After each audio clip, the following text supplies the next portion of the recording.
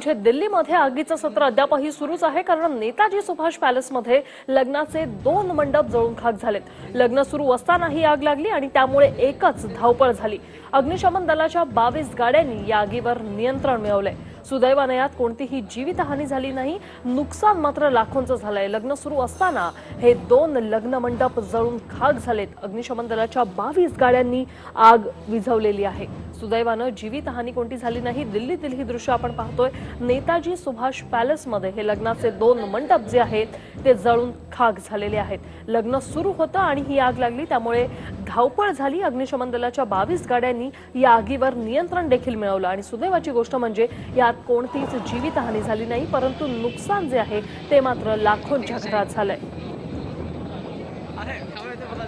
गेले काही दिवस आगीचं हे सत्र सुरूच आहे आणि आता दिल्लीमध्ये हे आगीचं सत्र पुन्हा सुरू झालंय। ते म्हणजे लग्न सुरू असताना भर लग्नात 2 मंडप जे आहेत ते जळून खाक झालेले आहेत।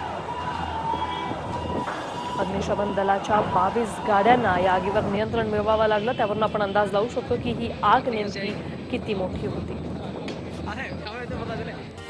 हा व्हिडिओ तुम्हाला आवडला असेल तर असे आणखी व्हिडिओ पाहण्यासाठी TV9चं YouTube चॅनल सबस्क्राइब करा, बेल बटन दाबा। ताज्या घडामोडींसाठी लॉग ऑन करा tv9marathi.com।